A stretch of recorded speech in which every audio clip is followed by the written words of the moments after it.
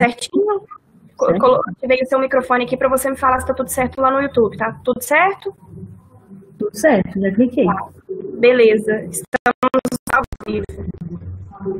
Olá, pessoal, boa tarde.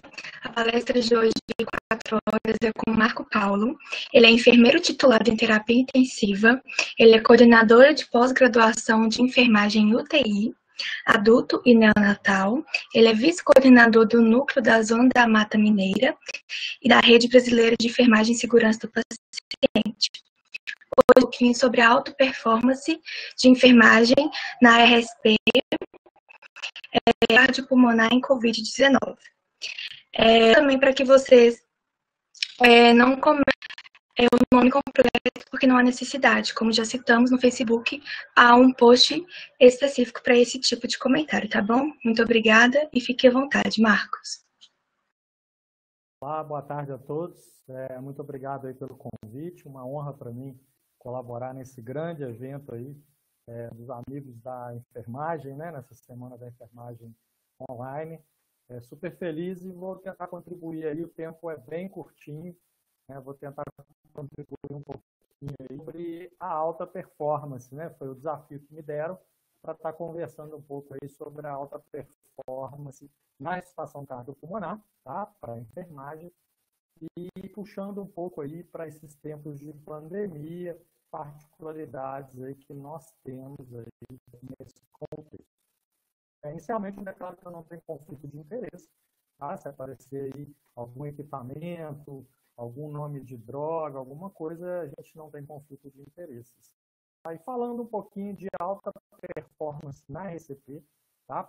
Primeiramente, né, nível um pouquinho, que para se ter alta performance melhor, na maior médica, que é a parada cardiorrespiratória, a gente precisa estudar, a gente precisa alinhar com as diretrizes nacionais e diretrizes internacionais.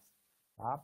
Aqui nós seguimos à risca as recomendações, tá, do suporte básico e do suporte avançado de vida em cardiologia aí, pela American Heart Association, tá? A Sociedade do Coração, criada aí pelo ILCOR, tá? De uma forma aí que esse conhecimento, tá, é reconhecido, né, como a ciência da ressuscitação, e eles vão estar ditando algumas regras, tudo baseado em evidência, nas melhores evidências científicas, para o melhor desfecho. Tá?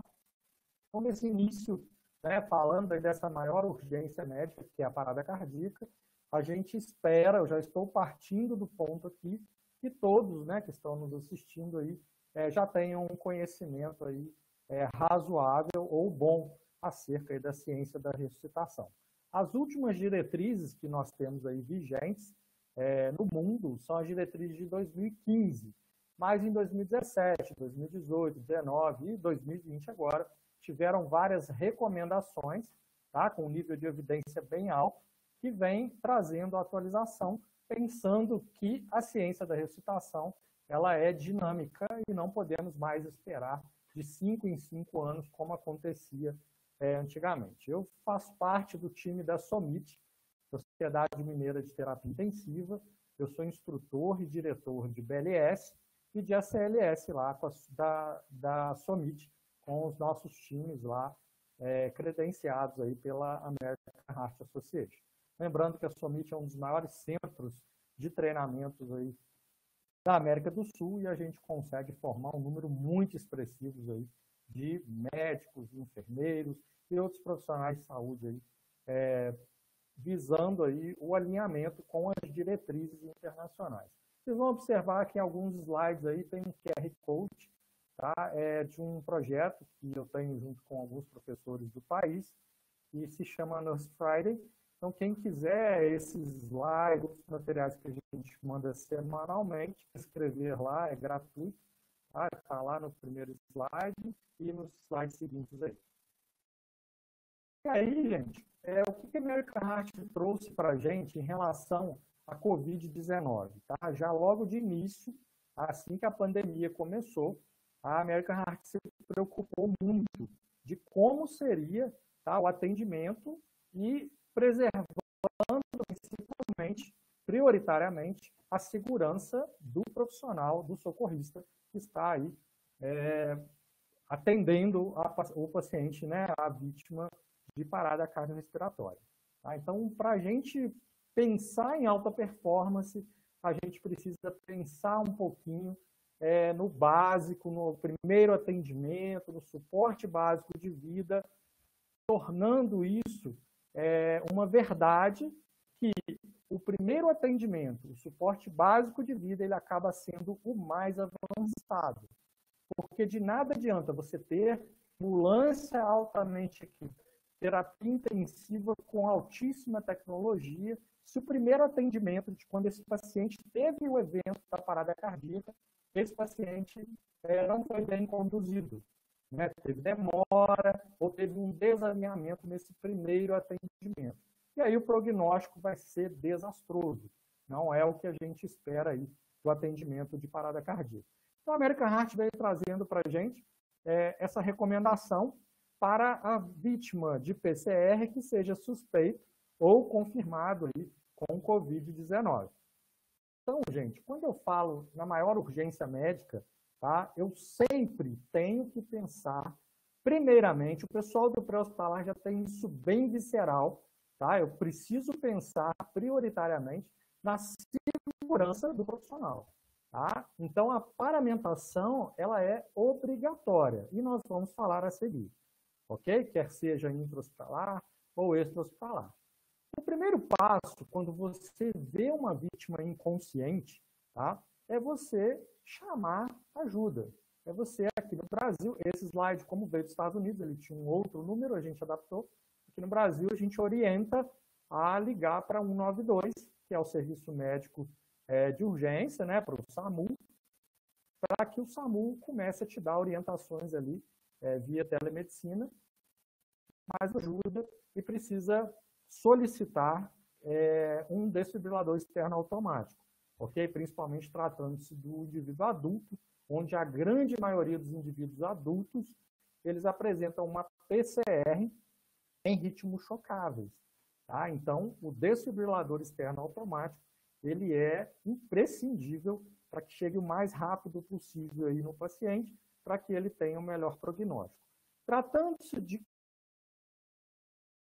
Covid-19, tá? Isso aí já em ambiente hospitalar, um paciente que já esteja cometido mesmo da Covid, já esteja com as apresentações da doença, né, das secundárias à infecção, tá?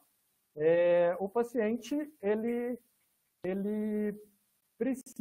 nem sempre para em ritmo chocado. Tá? Isso mais adiante a gente aborda um pouquinho.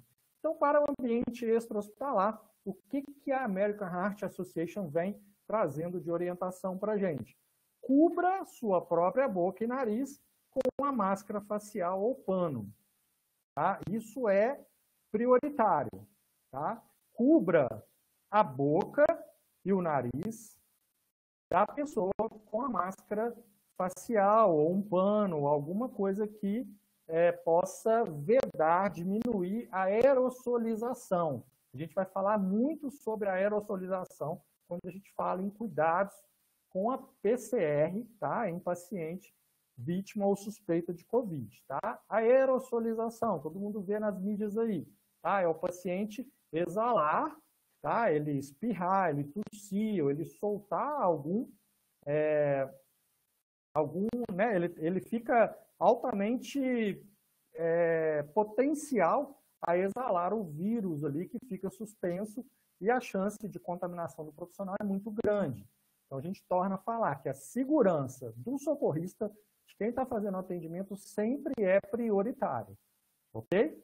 Vamos lá. Seguindo, a gente não vai fazer ventilação nesse paciente.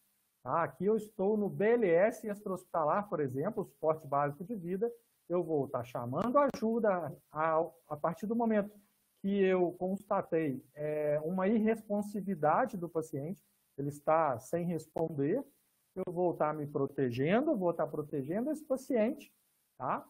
E aí sim, em caso, né, de não ter pulso esse paciente, você também usar luvas né, de procedimento, usar capote impermeável, tá, e outras orientações que a gente vai dar a seguir.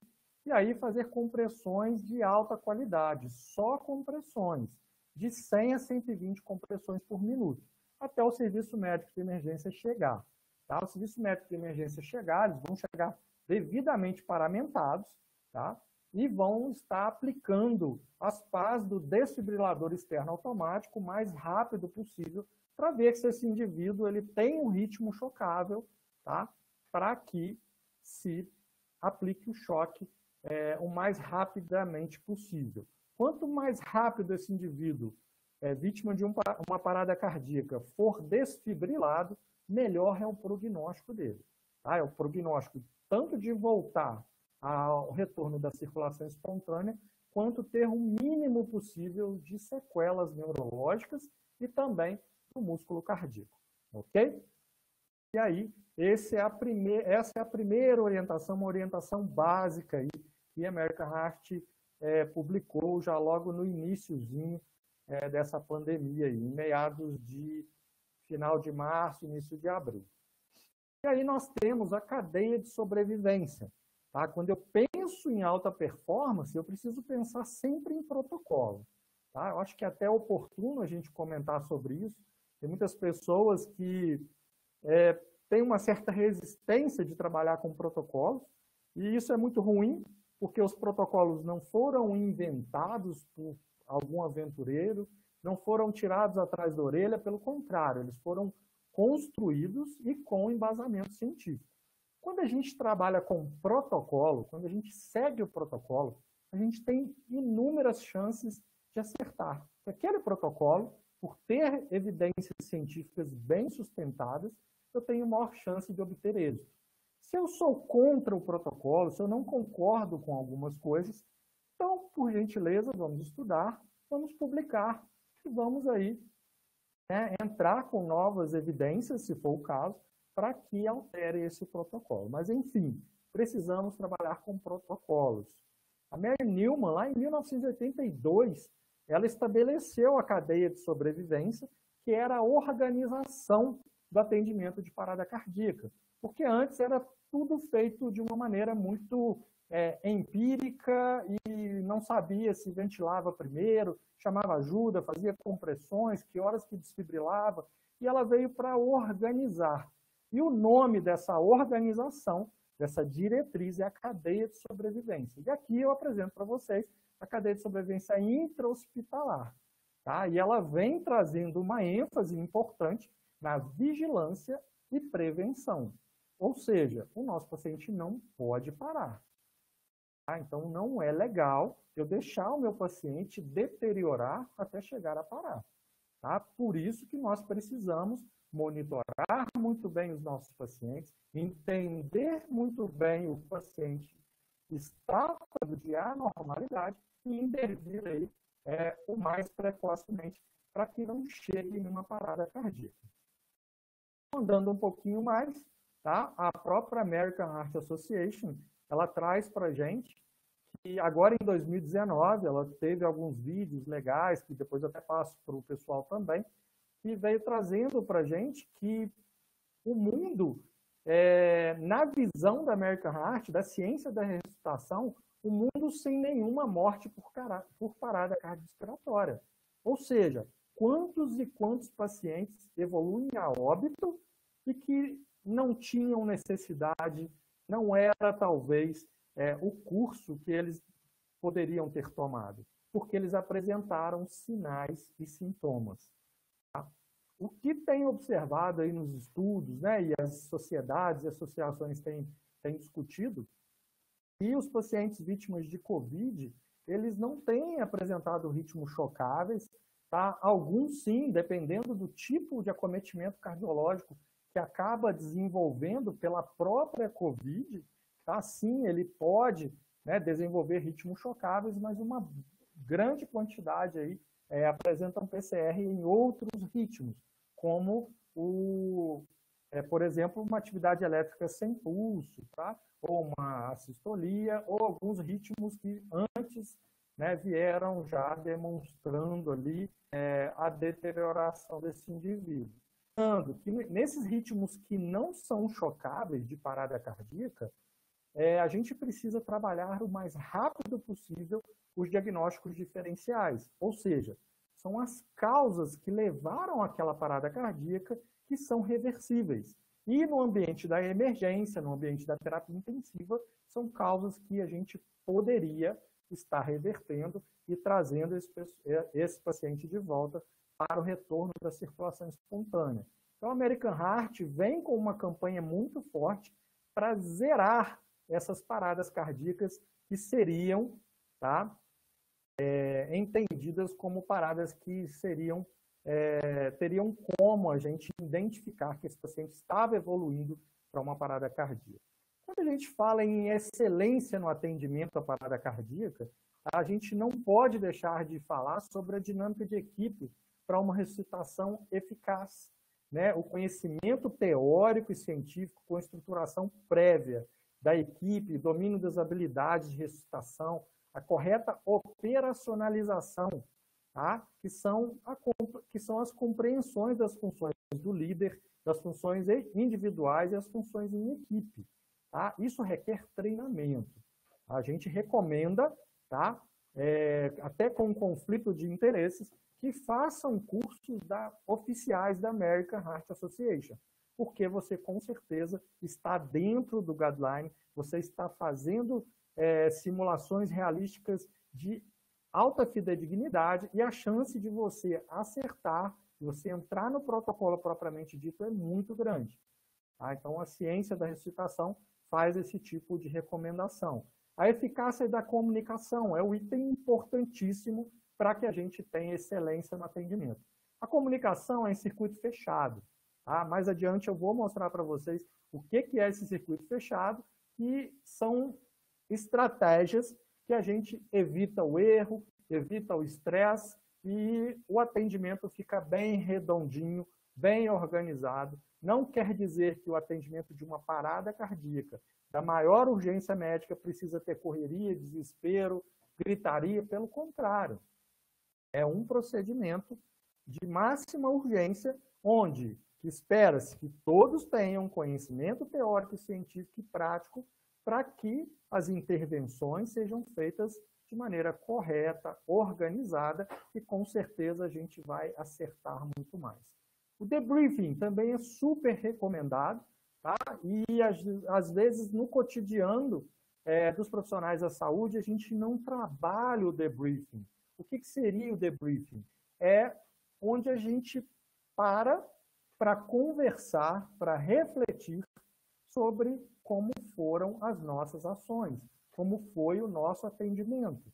Se a gente tirar 2, 3 minutos após um atendimento de parada, e esse líder fazer com que cada membro da equipe exponha o que a própria pessoa achou do desempenho dela própria, o que a própria pessoa achou do desempenho da equipe e alguns pontos de melhorias, que nós sempre temos oportunidades de melhorias. Tá? Então, o líder conduzindo isso de uma maneira bem construtiva, nós só iremos ganhar. Um debriefing bem feito, ele vale, às vezes, muito mais do que horas e horas e horas de estudo. Tá? Porque o debriefing, principalmente o hot debriefing, que a gente faz assim que acabou a parada, você tira um minutinho para discutir com a equipe, né, uma discussão construtiva, para autorreflexões, autoavaliações mesmo, tá? E avaliações 360 graus. Esse momento é muito rico e acrescenta, porque jamais o seu colaborador, o participante, o membro daquela equipe vai esquecer do que aconteceu. Porque a gente está no cenário, né, no cenário quente, que a gente fala o hot debriefing, é na hora que aconteceu, e ali saem grandes construções, sai a formação de realmente um profissional com expertise em atendimento à parada cardíaca. Ainda, né, a dinâmica da equipe de alta performance, ela vem falando que ela está baseada em 3 pilares principais. Primeiro, o conhecimento.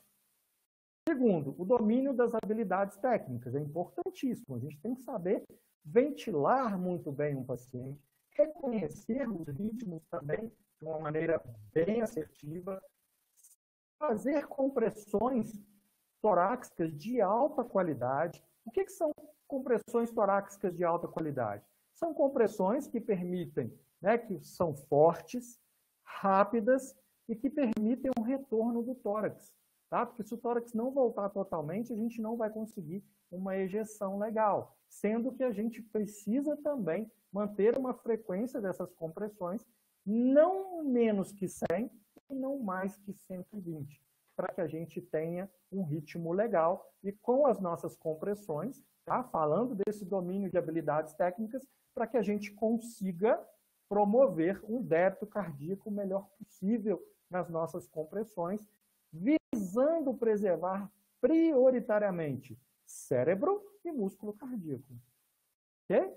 E aí, o terceiro pilar para a dinâmica de equipe de alta performance, nesse contexto, é a eficácia na comunicação. Tá? E como que a gente trabalha a eficácia na comunicação? Por exemplo, eu tenho aqui um colaborador falando, por favor, Bruno, estabeleça um acesso periférico. O Bruno vai e dá o retorno, acesso periférico estabelecido. Então, quando a gente fala, tá? Voltando aqui, na eficácia da comunicação, quando você vai falar com algum membro da equipe, isso não só para a parada cardíaca, mas vamos focar aqui em atendimento à parada cardíaca. Você precisa chamar a pessoa pelo nome, olhando nos olhos, falando de forma clara e objetiva. E de preferência que essa pessoa que recebeu essa orientação, essa solicitação, ela repita, para que a gente não cometa erros. Tá? E isso é uma barreira enorme para a promoção da segurança no atendimento à maior urgência médica. Por exemplo, imagina que a gente está atendendo uma PCR e o médico vira para um dos colaboradores que está no carrinho de emergência e fala: Bruno, por gentileza, administra 0,1 miligrama de atropina. E aí o colaborador responde para ele: doutor, 1 miligrama de atropina? Ele: não, eu me equivoquei, é 1 miligrama de epinefrina.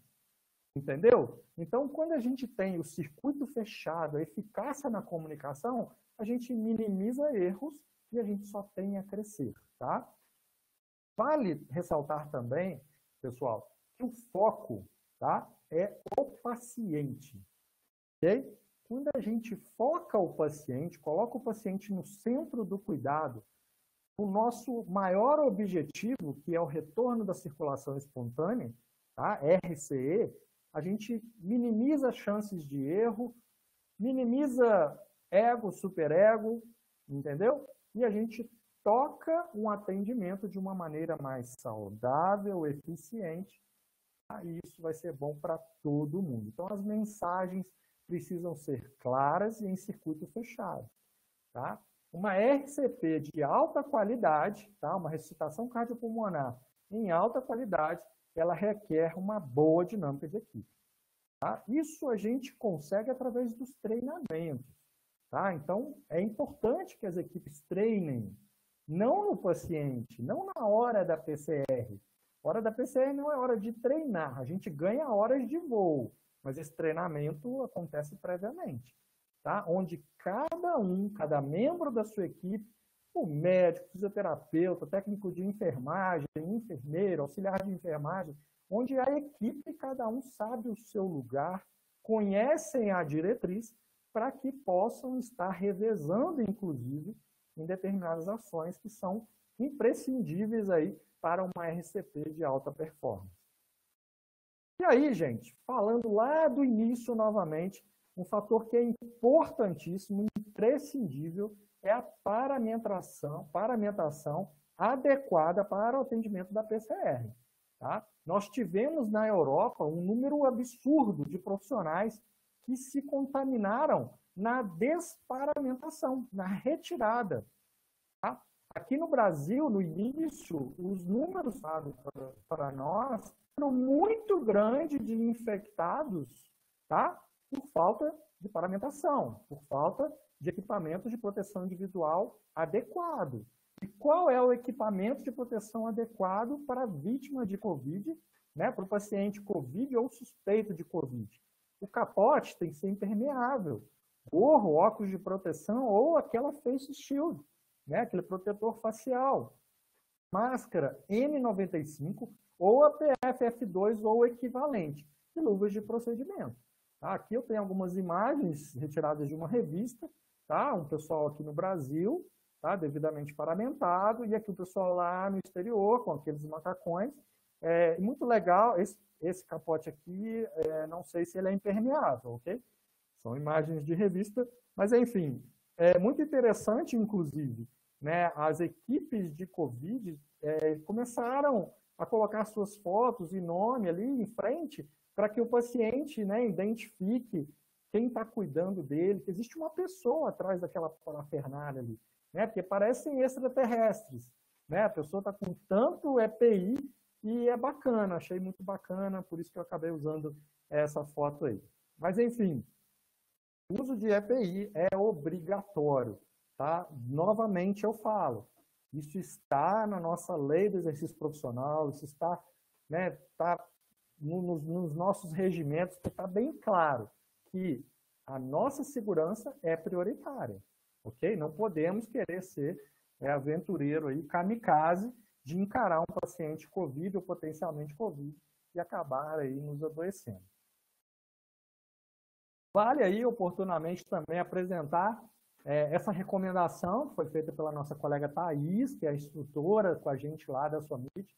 Ela construiu alguns fluxogramas, uma recomendação muito bacana, validada aí pela SOMIT, que vem trazendo a sequência, né, inicial do atendimento, né? Então tem esse fluxograma e tem alguns outros que vem mostrando direitinho o passo a passo para que minimize aí a possibilidade de erros, ok? Depois eu disponibilizo para vocês esse material completo, tá? Bem como esses slides aí. Um outro material que está contido nessas recomendações aí da SOMIT, né, liderado pela nossa querida professora Thaís Gomes, é RCP em prona, né? A gente vê que os pacientes aí, muitos pacientes com um acometimento respiratório importante, existe uma indicação de pronar esse paciente, que é virar ele de barriga para baixo. A gente ventila melhor o paciente nesse tipo de posicionamento. Não dá para a gente abordar sobre prona aqui, que não dá tempo. Isso é motivo para uma nova live. Inclusive, eu terei uma live sobre prona, junto com o fisioterapeuta no final do mês. Depois a gente divulga aí nas redes sociais. Mas as recomendações para o paciente em prona, tá? O bacana é o seguinte: se o paciente está sem via aérea avançada e ele parou, se a gente está só com oxigênio terapia, ele não está entubado, tracostomizado, tá? Esse paciente parou, a gente vai pegar esse paciente e supinar ele. A gente vai virar ele para cima novamente, tá? Ele está de barriga para baixo. A gente vai virar de barriga para cima, tá? Grosso modo falando, que se chama posição supina, e iniciar a RCP, tá? O mais precoce possível, dentro das recomendações de cuidado com o pessoal, né? As precauções de aerossol, ok? E fazer RCP de alta qualidade. Eu tenho um paciente com via aérea avançada, tá? Eu não vou ter como colocar esse paciente em supina, se ele parou. O indicado, tá? O que tem a recomendação é que se faça RCP nesse indivíduo mesmo em prona, tá? Eu supinar um paciente em prona, um paciente grave, como esse aí da foto, que a gente tem, né, imagens livres do Google, a gente tem um paciente com inúmeros dispositivos. Como que eu vou supinar esse paciente sem causar nenhum dano? Então, o custo-benefício de supinar esse paciente é altíssimo, tá? A gente pode perder a aérea avançada desse indivíduo, perder o venoso central, que estava ali com drogas que estavam segurando, né, a pressão, a perfusão, né, débito cardíaco. Então, inúmeras drogas, inúmeras coisas que esse paciente está submetido, eu posso perder esses dispositivos e causar maiores danos aí com esses eventos adversos, que são eventos indesejáveis, que a gente não pode deixar acontecer. E aí, esse paciente recebe ressuscitação cardiopulmonar em prona mesmo, tá? A posição das mãos para a ressuscitação cardiopulmonar, para a compressão, fica entre T7 e T10, tá? Se for preciso desfibrilar esse indivíduo, se ele tiver ritmo chocável, as pás são colocadas aí preferencialmente na posição antero-posterior, ok? Mas aí o que a gente fala? O paciente de prona, né? O protocolo aí de prona, vou passar isso rapidinho para que dê tempo da gente enfatizar outras coisas. E eu ainda gostaria de deixar um tempinho no final para que, se tem alguma dúvida e a gente puder esclarecer, é melhor que seja, né, nesse momento aí, eu acho que seria bacana. Então, podem colocar dúvidas de vocês aí, que eu vou tentar ajudar a esclarecer. Podem soltar as perguntas de vocês aí no chat, que depois eu olho ali e respondo. Mas, enfim, o paciente em prona, né, geralmente tem as recomendações aí de 12 a 22 horas, aí, desculpa, de 18 a 22 horas, a 20 horas, que ele fique em prona, tá? Então, vamos supor, esse paciente está lá 15 horas no prona, e ele está apresentando uma instabilidade hemodinâmica importante. Por que eu vou mantê-lo em prona, sendo que esse paciente pode vir a ter uma PCR? Ah, paciente grave. Oi, Carlos. Oi, Marcos, tudo bem? Desculpa interromper. Só para avisar que falta 10 minutos, tá bom? Ah, ok, obrigado. Nada. Então, esse paciente em prona, tá? O ideal é a gente ter uma monitorização melhor possível. Se esse paciente está deteriorando, se está piorando o quadro hemodinâmico dele, que voltemos ele para a supina enquanto dá tempo, tá? Para que a gente possa fazer RCP mais efetivo aí ele em supina, se ele vier a ter uma parada cardíaca. Então, como falta 10 minutos, a gente anda um pouquinho mais rápido. O slide aqui, ele acabou escondendo uma outra imagem que a gente tinha. Falar um pouquinho sobre a ventilação com o dispositivo bolsa, válvula, máscara, tá? Deve ser avaliado, então tomar muito cuidado para a aerosolização, tá? Então, aqui a gente tem, né, teria duas imagens, uma fazendo C e o E para ventilar. O ideal é que fossem duas pessoas na via aérea, onde faria a técnica do V e do E. Tá? Na outra imagem aqui ficava mais fácil para a gente mostrar, mas eu gostaria de chamar a atenção de vocês aqui mesmo, para que a gente tome muito cuidado com a dispersão de aerossóis. Mas, Marcos, eu estou fazendo RCP, eu não vou ventilar? Não tem como. Tem como. Quando a gente comprime um indivíduo, tá? Quando você estuda, faz um curso ali de BLS, de ACLS, quando a gente comprime o tórax do manequim, a gente escuta até o ar saindo do tórax, tá? Porque você espreme o pulmão, tá? Na caixa torácica e acaba jogando o ar para fora. Quando você libera o tórax, o que acontece? Você fez uma pressão negativa intratorácica e o ar atmosférico vai entrar. Então, cada vez que eu libero o tórax, esse paciente é ventilado. É o que a gente chama de ventilação passiva. O ideal ali é você ofertar um oxigênio não umidificado, tá? Deixa o próprio bolsa válvula máscara, né, mais conhecido como AMBU, aí, sem conflito de interesse, você coloca, né, a bolsa válvula máscara bem posicionada, bem vedada no rosto do indivíduo, com o reservatório cheio e muito bem vedado, e vai fazendo as compressões. Na hora que esse paciente é aliviado, o tórax, o ar vai estar entrando enriquecido, né, para esse paciente. Então, é a tal chamada de oxigenação passiva. A via aérea definitiva, a intubação, é importante. Acaba entrando aí como uma das prioridades no atendimento de parada, tá? Lembrando que quando eu tenho uma via aérea avançada, eu já estou tratando a possível hipoxemia, né? Lembrando que a COVID tem apresentado aí pacientes hipoxêmicos felizes, são aqueles pacientes que estão na boa, conversando, a princípio tudo bem, mas estão com saturações muito baixas, tá? Então, se eu tenho uma via aérea avançada o mais precoce possível, eu garanto a correção dessa hipoxemia, que poderia ser uma das causas aí dessa PCR. Lembrando aí do uso dos filtros, né? Filtro EPA ou HMF, tá? Também são importantíssimos entre a bolsa, tá, e a máscara para proteção do ambiente, proteção de outros pacientes, proteção dos profissionais. Isso é importantíssimo. Tem algumas recomendações para intubação em específico, não dá tempo da gente falar aqui, mas lembrando que esse tubo precisa ficar pinçado, precisa ter todo um cuidado, que se use pessoal com expertise em intubação em via aérea avançada, preferencialmente anestesiologistas, tá? Médicos da anestésio ou intensivistas mesmo, que têm horas de voo, têm uma prática bem avançada, para que a intubação seja assertiva de primeira e a gente não postergue isso. A ventilação mecânica no paciente parado, né? Vou ter que passar rapidamente também por conta do nosso tempo. Não é para desconectar, não é para deixar esse paciente fora do ventilador mecânico, tá? Pelo contrário, é para mantê-lo no ventilador mecânico, ok? Existem os parâmetros recomendados aí para ventilação mecânica no PCR, tá? Só vou reforçar um pouquinho da FO2, tá? Que seja 100%. O modo que o paciente estiver ventilando, preferencialmente que a gente coloque no modo volume controlado, ok? A sensibilidade também precisa ser ajustada para que não fique dando disparo ali o tempo todo. A frequência respiratória é bom colocar de 10 mesmo.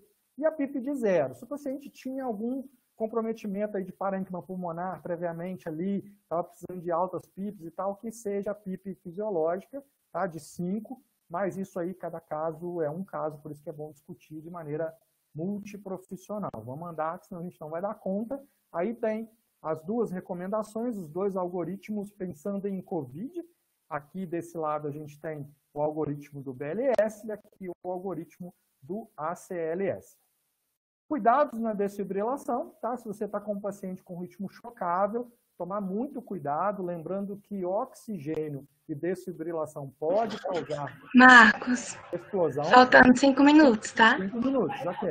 Pode causar explosão, tá? E devemos tomar muito cuidado. Cuidado com a equipe, tá? E cuidado também com esse tipo de coisa. E aí, gente, não tem como não falar também sobre os cuidados pós-parada, tá? A gente já está finalizando aí. Eu devo evitar ao máximo. O paciente voltou a circulação espontânea. Eu devo evitar ao máximo febre. Esse paciente não pode fazer febre, principalmente nas primeiras 24 horas. A febre, eu vou queimar o cérebro dele. Ele já teve a injúria da parada cardíaca. Se eu deixar ele ter febre, vai dar ruim, eu vou perder o cérebro desse indivíduo. Então, não podemos deixar esse paciente cursar com febre de forma alguma, bem como hipotensão. Tá? A injúria da parada cardíaca já é importantíssima, já causa mal pra caramba para esse paciente. Tá? Já é uma injúria sistêmica. E a pressão arterial sistólica, preferencialmente que ela esteja acima de 90 milímetros de mercúrio, mas quando a gente trabalha com paciente crítico, é melhor a gente trabalhar com pressão arterial média, mantê-la sempre acima de 65 milímetros de mercúrio, para que, com essa pressão arterial média, a gente consiga manter a perfusão nos órgãos vitais, e aí sim, mínimos danos eu vou estar deixando acontecer com esse paciente. Considerar também o controle direcionado da temperatura, né? Tem todos os critérios aí, excludentes e critérios que incluem o controle direcionado da temperatura, que também promove desfechos aí extraordinários na questão neurológica. Tá bom? Eu agradeço a todos, desculpa aí a transformação dos slides, né? Não era para estar dessa forma, mas acabou uma desconfiguração. Eu espero, sinceramente, ter contribuído para todo mundo. Se tivesse alguma dúvida aí que eu pudesse responder, ou se tiver alguém para moderar, acho que a Socorro está chegando aí. Fiquem à vontade, que a gente ainda tem um tempinho. O Esther, ou a Socorro, quem gostaria de moderar alguma coisa, eu estou disponível. Marcos, você tem 2 minutos restantes, se você quiser utilizar para poder responder alguma pergunta. Teve alguma pergunta aí? Eu não estou visualizando nenhuma pergunta.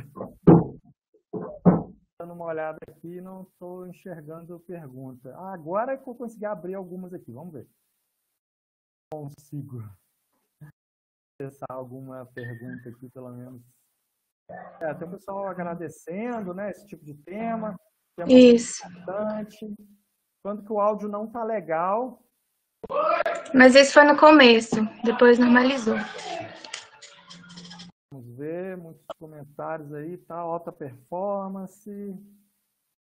Todo mundo elogiando aí demais, tá? Todas as palestras anteriores. Agradecendo. Não estou conseguindo ver aqui uma pergunta. Tá. Deixa eu ver. Assim, não vi nenhuma pergunta direcionada ao tema que a gente está propondo aqui, mas só recomendo a todo mundo, nesse minutinho final aí, que estudem, tá? Procurem se atualizar. A ciência da ressuscitação é muito dinâmica. A gente, nesse tempo de Covid, a gente está tendo muita recomendação bacana, tá? Da AMIB, da Abramed, da Associação Médica Brasileira também, da MB, da E aí, Parece que a Aline quer fazer alguma pergunta, Marcos. E aí, para a gente aproveitar essas recomendações, tá, se a gente... Aline Caixeta, um pouquinho sobre a extubação, né? Não sei se ela tem mais alguma coisa nessa pergunta, mas o momento de extubação é um momento muito importante, que significa que o nosso paciente está com uma evolução muito boa, mas precisamos tomar muito cuidado com a aerosolização, tá, Aline? Esse paciente, ele não entra em tubo T, né, naquele desmame progressivo que a gente faz em outros pacientes, tá? Esse paciente tem uma restrição aerossol muito grande, então a extubação é feita de uma maneira meio que abrupta. A partir do momento que o paciente evoluiu com parâmetros ventilatórios seguros, junto com uma gasometria também, essa extubação sendo muito bem programada, tá? É o que a gente deseja. Mas lembrando que precisamos ter todo o cuidado com a aerosolização.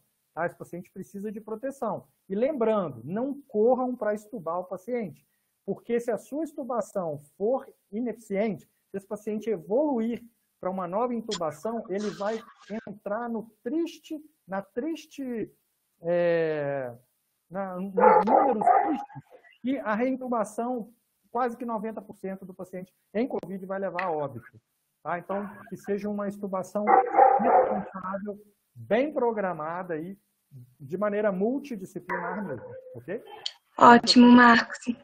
Nós te agradecemos a sua presença, foi de extrema importância essa palestra nesse momento tão intenso que a gente vive, né, tão importante. Agradeço a sua participação, o seu tempo, tá? Muito obrigada.